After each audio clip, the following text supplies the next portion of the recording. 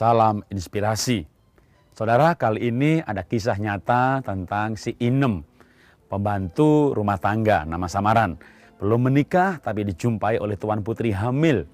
Wah, diselidiki ternyata sopirnya yang menghamili. Tuan Putri berbicara atas nama Inem, minta pertanggungjawaban si sopir. Sopir menjawab tapi tidak menanggung, dia malah kabur. Apa baiknya bagi Inem? Pacar nggak tanggung jawab. Tuan Putri berpikir, di rumah ini hanya ada satu pria dewasa setelah suaminya. Kalau Inem perutnya membesar dan tetangga tahu hamil, isu bisa berbalik arah berbelok, suami yang menghamili. Demi nama baik keluarga, Inem di PHK. Selami perasaan si Inem, apa baiknya? Pacar nggak tanggung jawab dan di PHK lagi. Pulang kampung, perut membesar tanpa suami, jadi bahan gunjingan. Apa baiknya? Anak lahir tanpa ayah, apa baiknya? Singkat cerita, ASI selesai, anak harus minum susu, Inem mencari pekerjaan. Mulai muncul ada baiknya di balik malapetaka ini. Pengalaman 1 tahun mengasuh bayi, anaknya sendiri, membuat dia bisa bekerja sebagai suster yang gajinya 2 kali lipat dari gaji pembantu rumah tangga. Tapi gaji habis buat beli susu juga, sama saja tidak bisa menabung. Singkat cerita, dia pindah menjadi suster seorang opah. Disinilah saya menemukan kisah ini karena dia bekerja pada keluarga teman saya.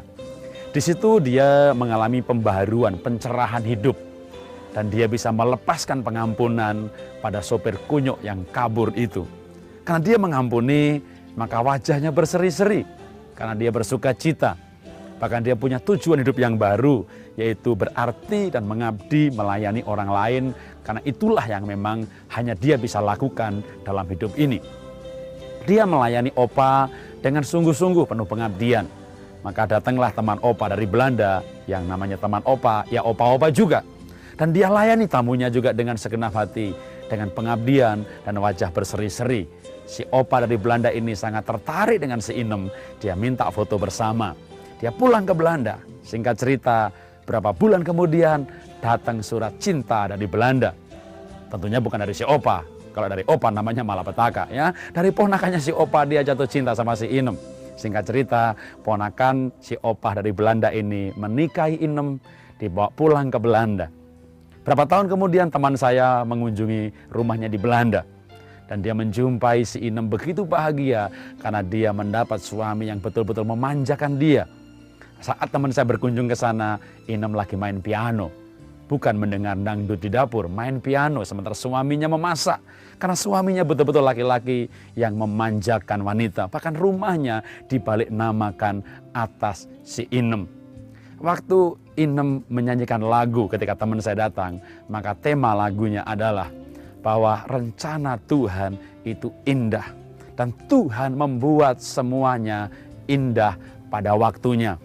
Hanya kita terkadang sebagai manusia, kita tidak bisa menyelami apa baiknya dari peristiwa yang tidak baik. Coba bayangkan, kalau berapa tahun sebelumnya sopir itu tanggung jawab, mungkin Inem hari ini nyuci baju di pinggir sungai. Untung dia nggak tanggung jawab, maka dia menikah dengan laki-laki yang sangat mengagumi, mencintai, mendambakan, memanjakan wanita.